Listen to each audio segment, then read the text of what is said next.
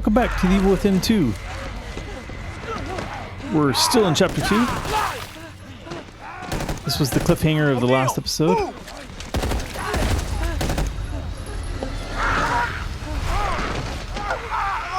Some well-armed, at least one of them was well-armed, Mobius operatives. And one of them makes it into the building. The other one was not so lucky. And now we're left to deal with how are we going to get into the building. Some of them are still alive then. Damn.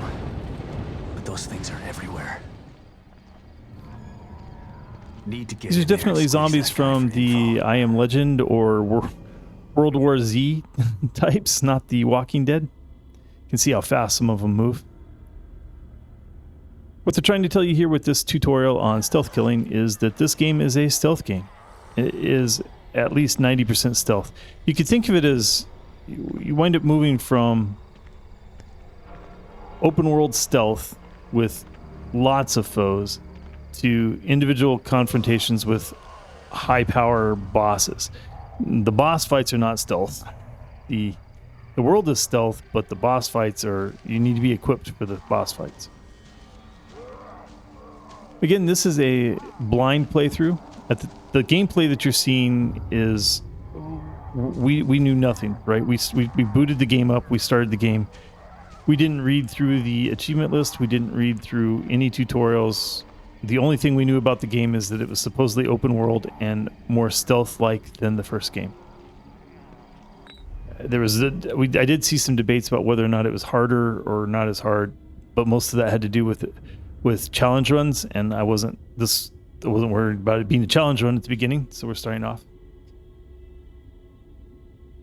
You saw in the last episode that we explored how much of the world really felt like it was open world, and up until this point, it has not felt open world. You were directed down one path and one path only. When you get to the end of the path, that's where we got to here. You'll find out after we get through about half of this episode, and we step out into the level, if you will, the entire level, then that actually does feel open world.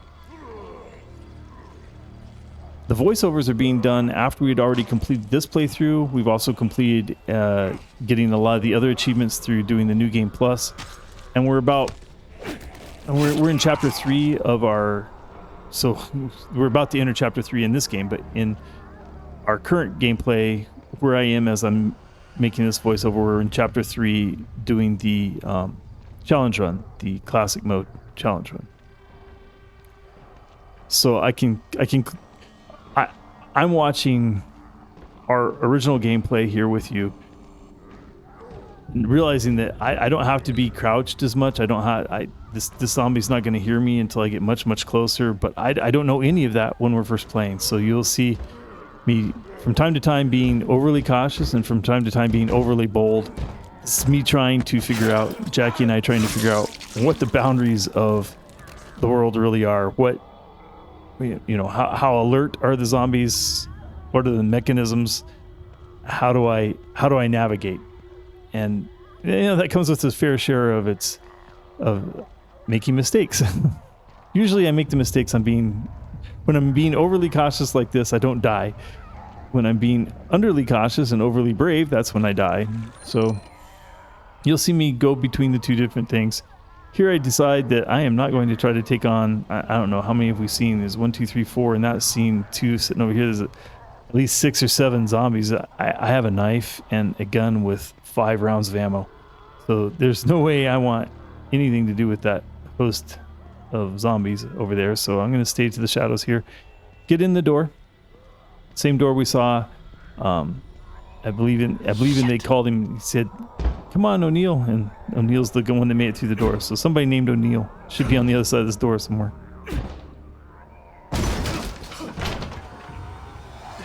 You can see back outside the door. I don't know where those 5 zombies came from. It's scripted. They're not there until you open the door. All right. Hopefully that'll hold. I can't say I've ever tried to open the door without killing the zombies that were there that I thought would have actually heard the door opening. Probably would be a mistake, would be my guess, since you have to beat on the door for a few seconds there. You see how fast they move. You don't want to give them a chance to hear you trying to knock a door down.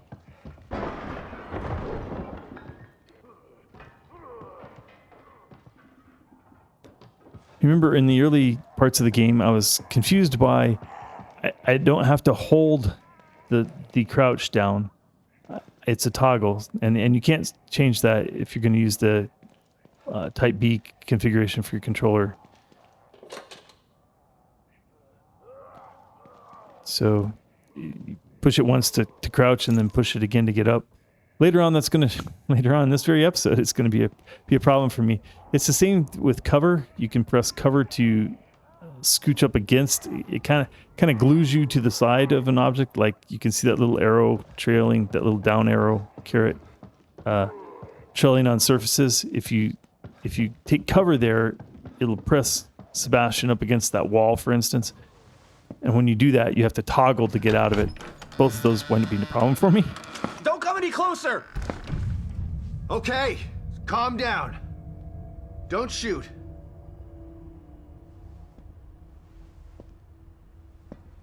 I'm not gonna hurt you.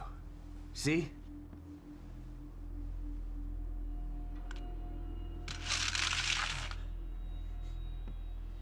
You can lower your gun. I'm on your side. You're not Mobius. You might not be one of those things, but that doesn't mean you're on my side. You're right. I don't work for Mobius, but I was sent here by them. Have you seen what those things out there? What they can do? Yeah, I have. Lucky for you, your partner was willing to sacrifice himself so you could escape. He wasn't my partner. He was just a member of Union security detail. Protecting me was his job, and my job is to solve a hardware issue. Dying inside here is above my pay grade. I'm not a soldier. I'm just a technician. I know. Stop, or I'll shoot! No!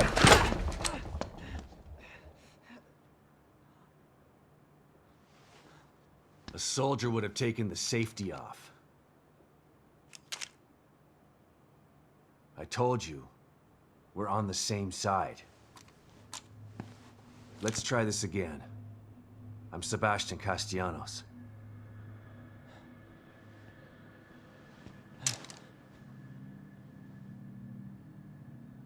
I'm O'Neill. Liam O'Neill. So you're not Mobius, but they sent you in here? Why? I'm looking for I'm trying to restore the core. Just like you are. Yeah? Good luck with that. I'm done. I'm just gonna hold out here until extraction. They can't extract you. Not until Lily is found. Who's Lily? Look, everyone is stuck in here until the core is located. Can you help me out? If you're asking me to go out there with you, you can forget about it. This is a safe house, so I'm staying safe. Got me? But I may have a lead on the core. I detected some signals nearby that resonate at the core's frequency. We were trying to track them when we got attacked. Here, listen to this. It sounds like a little girl, right? Quiet.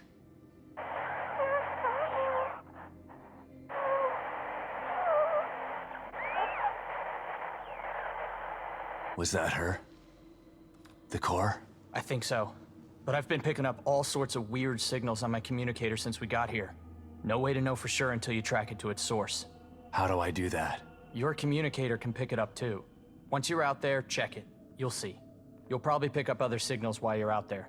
It wouldn't hurt to follow them to find out what... No way. The core first. It's the only way we're getting out of here. Suit yourself. Let's pair up our communicators. That way I can tell you if I find anything. Yeah, okay. Can't hurt, I guess. Chapter 3. So you've been stuck in here a week already? Has it been that long? Damn. Time's a little fluid in here. This was supposed to be a simple in and out job. Like, home in time for dinner simple. But this is different than anything I've ever seen before. What do you mean? Wonky stuff usually happens when a core goes AWOL, but what's happening is more than that. This place is falling apart at the seams. We used the stable field emitter, but it's not working like it's supposed to. What's the stable field emitter? If Mobius sent you in here, shouldn't you know this stuff already? There were 5 members of your team? There was a security force already in here to help us. But yeah, there are 5 search team members. Wait, did you just say were? I found Baker. He's dead. Huh. Doesn't surprise me. He locked onto a powerful signal and went to investigate. I told him we should just request extraction and report our findings, leave the dangerous work to somebody else. But he wouldn't hear of it, being team leader and all. Always had to be the brave one. You ask me, there's a thin line between brave and foolish. Yeah. There's a thin line between prudent and cowardly, too. Tomato, tomato. I'm not saying I'm glad he's dead. What kind of asshole do you think I am? I hope the others are okay. I'll let you know if I find anybody else. You'd really do that? Thanks. I'd appreciate that. It's more dangerous out there than I expected. Any idea where I can get some weapons and supplies? I tried to tell you about this one signal, but you didn't want to hear it. Well, I'm all ears now. I picked something up from 2 Mobius security team members who were talking about weapons caches. Maybe you can follow it and get some gear. Maybe they're out there, can help you out. I'll think about it. Come on, man. I'm all alone in here. I could use some protection. Maybe if you hadn't let your last guard take the fall for you. Whatever. I'll mark the signal on your communicator. Follow it or don't follow it. I don't care. Those things are pretty tough. Takes a lot of ammo to get them off my back. Do you have anything stronger in here? Not in here, but you could probably find some out there. This place was designed to be peaceful, but Mobius and firepower go hand in hand. Do you know where I can find some of this firepower? It's pretty chaotic out there. You're not gonna find a pile of heavy-duty weapons altogether. But I did see something useful next to an abandoned APC just outside. I'll mark its location for you. But be careful. There are a lot of those things hanging around it. All right, so that was our first conversation with anybody, really, other than Kidman. Liam doesn't strike me as he and Sebastian would really get along, but you know, having a safe house would be a good place to have, a good thing to have, a place of refuge, a place to run to. You can see now that we have a map. It's feeling maybe more open world. We can hope that. I mean, we don't know when we step outside. It might be a straight line to those places. It turns out that the village itself is actually Union is kind of open world. You can head in any direction you want. You can go between buildings. You can go around buildings. You can take the streets. You can take the back alleys. You can even climb on a few roofs here and there. Coffee winds up being a good thing. Coffee will restore your health. This is make or break it for the game to me. I mean, at this point, I can always come back and use coffee. Now, that puts the healing, the syringes that you can use for healing, and we'll find medical kits later that you can use for healing. It makes those kind of field devices only, like for emergency use only. Most of your healing is going to come from the coffee. You can see we're going to enter the workbench. This is where you can craft ammunition, health items, other items, specialty items that you'll find during the game, as well as do weapons upgrades. Most of what you will find in the game, you will find components, like you'll find the gunpowder, you'll find the herbs. You can see that it costs 3 herbs to make a medical syringe, or it costs, I think it costs 3 herbs to make a medical syringe, or we have 1 herb and it only takes, maybe you can carry 3 of them. I think it's only 1 herb for a medical syringe, and you can carry up to 3 of them currently, but we were already full. There are different types of handgun parts, well, parts in general. You find parts in there for all different types of weapons. You don't find specifically handgun parts or things like that. You find components.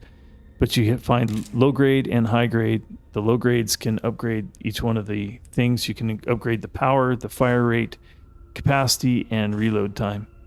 And then once you reach a certain level, you have to have a high grade component to upgrade.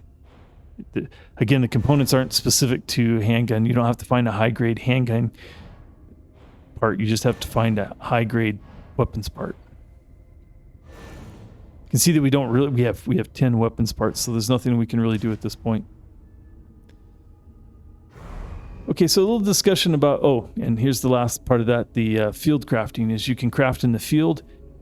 You should try to avoid that at all costs. It's much more expensive. It takes many more components, much more gunpowder, much more plants to make each one of the things that you would want to make out in the field. You can see here we found another 10 parts, so now we have 20, but if you noticed as we were going through those menus, it's going to take hundreds to upgrade anything. So, well, I mean, some of the early ones are like 60s and 80s, a little below 100. By the time you're done, it's taking thousands. That's the new way I'm going to do the saves. I'm also going to do respawns that way, where you just see that little computer thing pop up, and then we're back where we would normally be after the reload. That way you don't have to watch me scroll up and down trying to figure out which slot to save in, which one to overwrite, which one not to overwrite, and which one of the autosaves you want to do. Coming up, you're going to see me die. And the first time I die, I'll show you the whole menuing system of how you pick where you're going to start. And we'll cover that at that time. The conversation with Liam, like I said, I don't think Liam and Sebastian are likely to be friends. Or at least Sebastian's not likely to consider Liam much of a friend. Probably a resource. He would probably, work to protect him as he would, a police officer would work to protect any citizen in the city, right? But they don't seem like they would be compatible. Sebastian seems to have a backbone, Liam not so much. This was a pleasant surprise, seeing Tatiana. I was like, oh, wow. What the? I was wondering how we were supposed to get back to what Kidman called our room, the office, if you will, the police offices. And once again, we're using the mirrors. And remember, Sebastian made a joke. My mind can't just make normal doors. I have to go through a mirror. In the first game, we hypothesized that there was a construct that was mostly Leslie's, and that Sebastian and Tatiana let him build adjacent to that, if you will, a police station. And here we get a much more direct statement of this is Sebastian's place and it is a police station. Remember when Kidman kidnapped him and brought him to Mobius? He was confined to a wheelchair, and so here's that same wheelchair that he's noticing, but it's going to turn into the chair from the original game.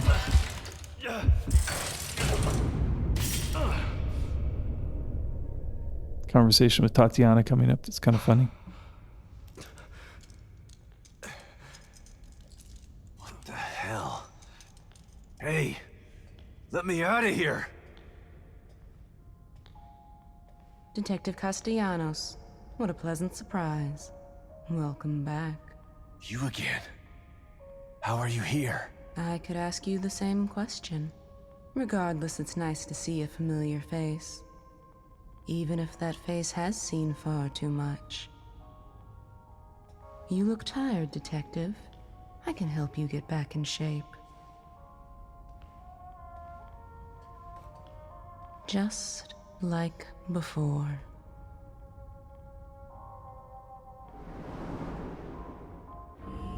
Well, before I didn't have trees. I didn't have these skill trees. Notice there's 5 things: health, athleticism, recovery, stealth, and combat. Think of health as how much health you have and the ways you might protect that health. Athleticism is how long you can run. That's your stamina bar, as well as some kind of things that extra stamina might give you. Recovery is based on how much you recover every time you use a health item. And stealth is the primary focus of the game. And so there's an awful lot in this tree. You'll see that early on we don't really have enough. We have 1,400 gel, and so we used 1,000 of it there for the very first of the combat skills, which was steady hands. And the main tree for combat is steady hands, but there are things off to the side that wind up being important. For us, we wound up being almost purely stealth. At first we weren't necessarily planning to go that way, but it became obvious that that's the way we wanted to go. The game rewards that, I think, heavily. I don't always consider myself a stealth player, but it worked out really well in this game. On the mode that we're playing, you can save as many times as you want. There are only so many slots. I think there's 14 or 15 slots that you can save in. We just cycled through them, starting with 1 until it was all full, and then we went back to 1 again. You know, we were at 15, then we went to 1 again and just worked back up. You can save there inside that construct, or you can save inside the safe houses. Okay, so the last of the conversation with Liam, I wanted to point out that he didn't seem to know who Lily was, and so he doesn't know the name of the core. He also sounded a little surprised that the signals that he was getting that corresponded to the core, that it sounded like a little girl. So he really doesn't, he's sent in there to restore the core, but he doesn't seem to know much about the core, at least not from, you know, what you and I would consider important, it being a little girl named Lily. Okay. Let's see if I can find this signal he mentioned. Sebastian says, so you've been in here about a week. Now that's talking external time. That's a reference back to, remember in the first game that the whole time that Kidman, Sebastian, and Joseph were inside the stem was 37 minutes on the outside world. And that's what Myra tells her when Kidman comes out of the stem. And yet it was, what, maybe at least 2 days of time for Sebastian? If this team has been in here for a week on the outside of the world, then they've been in there, you know, if 30 minutes equals 2 hours, then an hour equals 4 hours, so 4 times the time. So this should have been in there about a month. God, I hope it's Lily. You know, Liam said this was supposed to be an in and out and home by dinner time. And if you think about that, that makes a whole lot of sense, right? You could go in, if you're in there for an hour, that's 4 hours worth of work that you could have gotten done on, you know, on a computer system. You would expect to be able to fix things and be back out. Obviously things didn't work out that way. But if they've been in there for a week on the external world, that's about a month.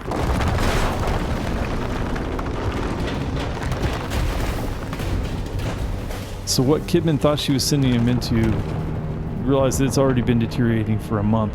And so this that you're seeing here, this large earthquake, that closed off your access to the outside of the building. The way we came into the building, you can no longer get back to that first part that was the kind of straight down the road path to the, if it keeps to breaking the house. apart like this, there won't be any Union to search.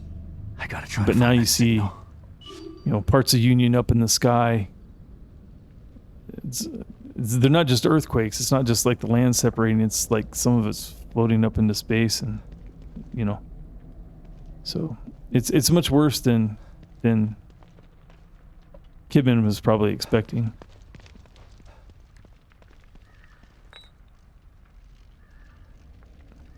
One last thing on the Liam conversation. He said there's this thin line between brave and foolish, and Sebastian said, and between prudent and cowardly. That's kind of a hint that he thinks maybe Liam's fallen to the cowardly side of that line. All right, so now we're out here in the main world. And you can see that we could have just gone pretty much anywhere. We can walk through the grass now. I mean, there's still edges, you know. Now this is a tutorial on how to read the thing that I turned off. I specifically turned this off. It feels like cheating to me. I mean, it's not cheating. Obviously, it's part of the game, you know. So anybody that wants to play with it, I'm not trying to ding them. I'm just saying that I like to try to watch the body language of the critters more than having an icon that's telling me how aware they are of me. Obviously, if you left that on, you could learn a lot quicker. Here I am finding out that things aren't the same inside this game as you would see in most of these games. The zombies always have a kind of a patrolling area. Here we saw this zombie come walking down the street. It dropped a body on this pile of bodies, and now it's wandering off. Axes wind up being the same as they were in the first game. They're kind of a one-time use. They're really powerful. They do a lot of damage. They're likely to just burst the head of whatever you hit with it. Those things you are know, piling minus corpses bosses up and here. things like that. But why? But like he just runs off, and I'm like, okay, so where's he going? I mean, it seems like a pretty big roving area to me. He's already crossed the street, and he's, you know, half a block down the street. I don't know why I'm still crouching. I mean, finally I figured surely he can't hear me now. I can barely see him. And if I crouch, walk behind him. But I don't, at this point in the game, you know, we still don't know how close we can be behind something before it hears us. In the original game, there was a difference between crouching, you were basically silent. That walk without holding the run button, that kind of shuffling walk that he does, that's fast movement, but it's audible, but it's not very audible. Through the upgrade system, you can actually make it to where that's almost not all audible at all. But now that I'm running, that would be audible. That makes audible footsteps that you can hear when you're playing. Here's some more of these trees. I'm trying to get used to the coverage. And now I couldn't. I was like, how do I equip a bottle? I need to equip a bottle, and I couldn't remember the keystroke to get that part up. So I actually wind up going in and reading a tutorial on how to do this.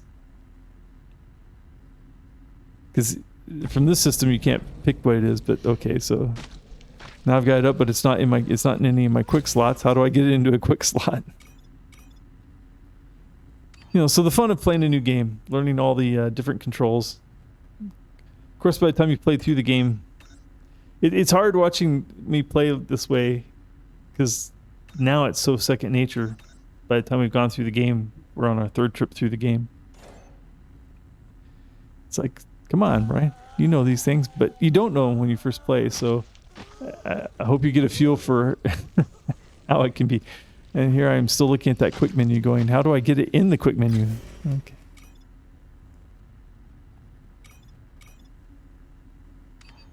Gave up. Read the tutorial.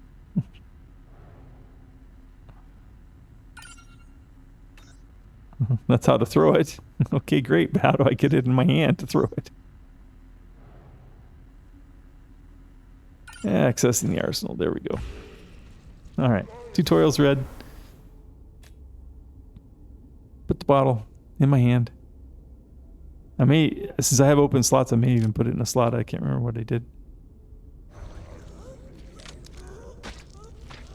Now, I like the way it shows you who you're going, who's going to be distracted by it. And if you noticed, I picked, or it was only going to distract one of the two zombies. That way he would go off and investigate, leaving the other guy unguarded. I guess it's a woman. I do like how they did the,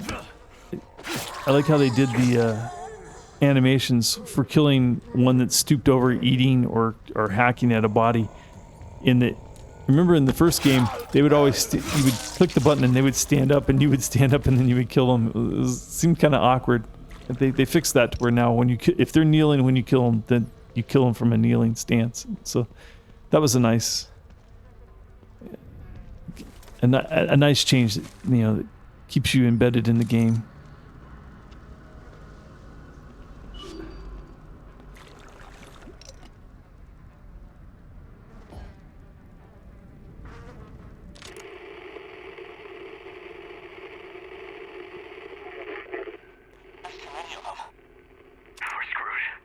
Now it's interesting, you can kind of listen to the conversations, but you can only hear a little bit of the conversation when you dial in like that and you lock onto it. You can hear a small bit of it without even locking onto it, and if you lock onto it, you can listen to a portion of their conversation of whoever signal it is that you're picking up. And it'll loop. You can see we're picking up parts that are clearly for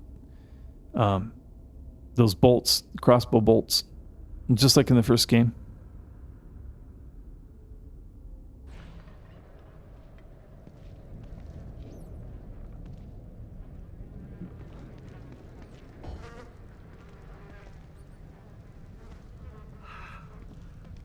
So we're kind of past the tutorial phase, but Brian and Jackie are still in the learning phase of, how close do you get, how sensitive are things to hearing you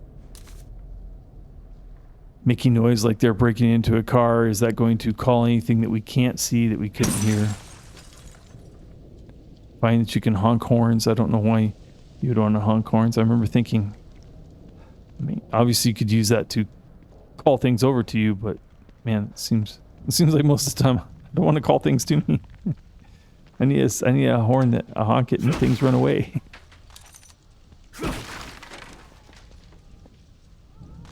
See that you find a lot of parts. There are achievements. This time I didn't really know it, but there's certain achievements that you kind of always assume there's going to be something for upgrading your weapons, upgrading all the weapons. So it's nice that they're giving you plenty of parts to work with. Here I'm realizing, I didn't check these cars. Is there anything in these cars? So many things that if, you could just run by, it'd all be okay. There's something that I keep scanning by that I don't know if you noticed, but there's actually a statue on one of those benches. If you break it, you can get a key. So far, it hasn't caught my eye. I'm scanning right by it.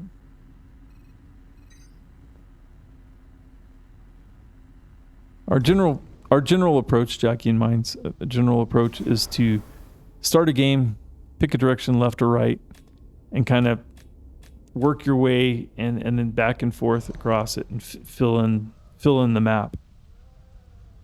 At least that's the way we approached open world games like Witcher, Tomb Raider. There was a game called Two Worlds that we played that was also very much like Witcher.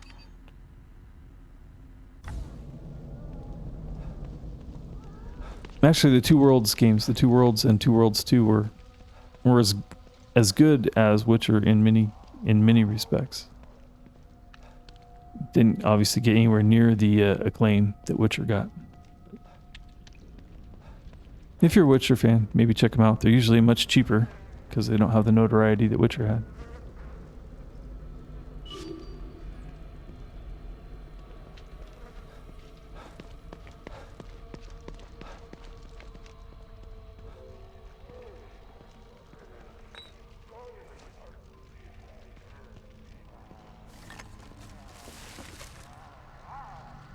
Thought it interesting that you can dig in the trash, and sometimes you find stuff like that, like gunpowder. Sometimes you find weapons parts. Sometimes he'll just throw the object away. It looks like a chunk of coal, and he'll just throw it away. Still trying to figure out, like, okay, so all these doors are Mobius locked. Are those things I'm going to get some sort of mechanism to open those with, or not? Don't know. At this point in the gameplay, we didn't know. Do you stay in? Is this the entire game here? Is the entire game going to be in this part of the world that you can see, or is there some way that we're going to wind up somewhere else? Don't really know. Have a great feel for how big the area is yet. Do you find it interesting that the zombies will be doing something, and then when you get into a certain distance from them, they go through animations, and like those. There was a group of 3 zombies that were guarding this body, and now they're just all gone.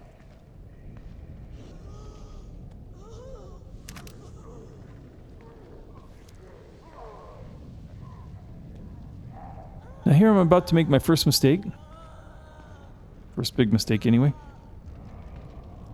I see the zombie there, and I see that she's carrying looks like a flaming bottle, so a Molotov cocktail. I'm thinking, well, that sounds dangerous. I wonder if I can stealth kill a zombie with a Molotov cocktail.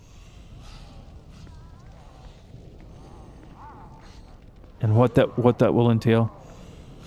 You'll see that it winds up working. You can kill a zombie with a Molotov cocktail. However, you are going to take some amount of damage because she's going to drop the bottle, and you're both going to catch on fire, at least to some degree.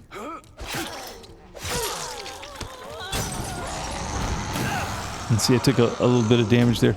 But more importantly, the sound of the Molotov cocktail exploding called the other zombies. And you can see I'm already out of stamina. Like, I couldn't even run half a block.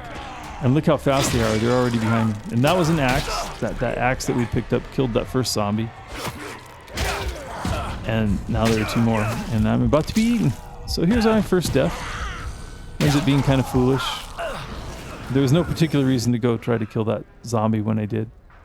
This is where the respawn happens. Now, I took out the loading screens, but this is where the respawn happens. And you see, the first thing I do is open up the save games, go through, and what I want to point out is there's 3 auto save points. Being an open world, that's really kind of important. And a lot of gamers not gamers, but a lot of game developers get that wrong. they create like one autosave, and in an open world system, you can certainly get yourself into a place where the autosave is so disadvantageous that you can't get out. And so I thought it was really nice of Tango Gameworks and Bethesda. I'd credit Tango Gameworks for putting that into where it stacks 3 autosaves. You're not likely to hit 3 autosaves that you can't back into something that's okay. But you see where it put us? It put us back there where I don't know why it picked right there, but it picked there. In that alley where we killed those first 2 zombies. Those 2 zombies were already dead, but the boxes weren't broken. So it was right after we killed those zombies. The where we were standing when we killed the second one wasn't that particular location. So now what I did there is I cut out the loading screens where you just watch the little wheel spin with some graphic on the screen. But you wind up there, and then what I did is I immediately opened up the menuing system, picked load game, and then chose a file to reload. And I just chose whatever autosave is at the top is the one that's going to take you to the most recent autosave. And so I just picked the same one. It winds up putting me in the same place. I didn't wind up moving. The reason I did that is in most of these games, if you want to get through the game and you want to show that you got through it with 0 deaths, that's how you do it. People don't actually get through them on their first play with 0. I mean, maybe somebody does. I don't have any names to say who does and who doesn't.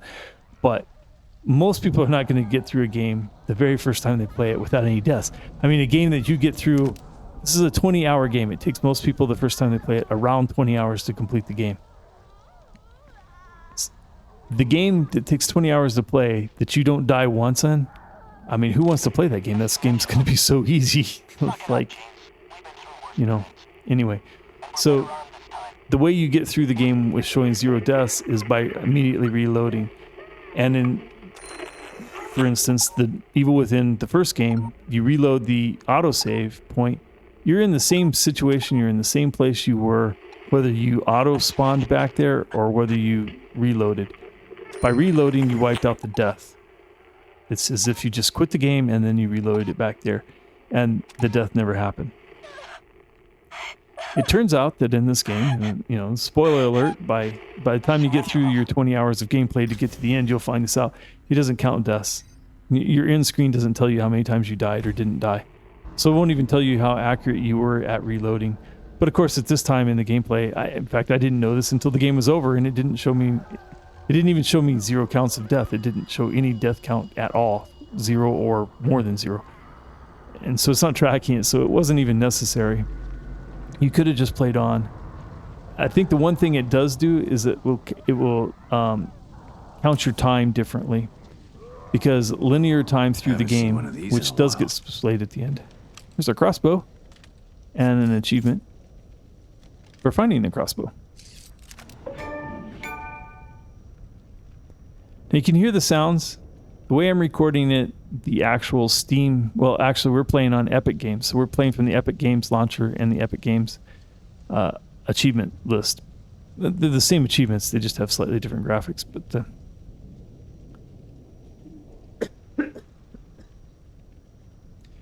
but the achievement doesn't pop up on the screen, only the sound happens. So I added those graphics in there to tell you nice and big what achievement it was we just accomplished. Remember, the purpose of playing, we're achievement hunters. Our goal is to get platinum, to get 100% completion on the game. And so it's important for us to track the achievements as they happen. Reading through the tutorial, this is important. It's going to tell you that shooting an electric bolt into water has an environmental effect. And here I'm about to make my second mistake. This I'm going to blame on game mechanics, because, I mean, it's my mistake. It's me just not doing the game mechanics. He automatically crouches down. He's gone into cover. That's a cover stance. He's in cover against those crates. I'm correctly loading the crossbow. I've got the crossbow loaded. I stand up, but I'm still in cover. I can't move, and I'm trying to move, and I can't get off. I finally get to get off of that. and then I go to aim, and I'm not standing up because I forget that I have to toggle off the crouch. Half of them have wandered away, so now I do that. I get another achievement, shock therapy, but I only catch a couple of them in it, and I'm trying to figure out, well, what am I supposed to do with that when I hear another zombie has gone around the crates and didn't come through the water and didn't get electrified. So he's chasing me, and now you see my confusion. See how the menu keeps popping up? That's because pushing down on the camera joystick pops that menu up, that quick arsenal menu. And that's my I haven't been playing with the 8-bit do joystick for very long, and it has a short joystick throw, and on that short throw I wind up pushing it down if I'm pulling hard to back away or trying to pull hard to move the camera a particular way, and I keep popping up that menu. And of course the menu distracts me. It pauses the whole game so I don't get hurt by it, except for that the screen changes and now I can't remember, like, where was I trying to move the camera to? What was it? It's very distracting to me. So there you go. 2 deaths in, what was that, like 5 minutes? Was it even 5 minutes? I'm not sure it was 5 minutes. So now you saw the second time that I died there. I didn't show you the going to the respawn point, pulling up the load menu, picking the autosaves. From here on out, throughout the gameplay, throughout our videos, you'll just see that icon come up. A lot of times you may not even see the death if progressing down there. Now progressing down there got me 2 achievements, so it was very important to show you the achievements popped when you got down there. There's no other way to do that other than to show you the death. But my goal is to normally, I'm not trying to hide my deaths. I'm just don't want you, if you're watching the game for how to get through the game, or if you're watching the game for any tips on how to get through the game or what to do and how to do it, I don't want you to be watching a bunch of failed attempts. I mean, that's not going to be productive to you. I would rather have shown you just this attempt where I come down here, and this time I will be successful. Brian will, well, you won't see it. I think I might cut the video just before it happens, but this time we will wind up being successful. The point being that when you see that, if it seems like an odd time for that computer to come up, and I'll try to point them out as we go through the gameplay, but that probably means that I either decided I didn't like the run that we were doing, I didn't like how we were approaching it, that felt wrong, I wanted to take a different approach to it, or I died and I respawned there. And so you get that little computer screen pop up. All right, well, I hope this was a fun episode. We're starting to actually do the open world part of this game. I haven't seen one of these in a while. Stick with us. It'll get a lot faster paced, and it will get, I hope it's been interesting, but it will continue to be at least this interesting because it'll get a lot faster paced, and life will be better.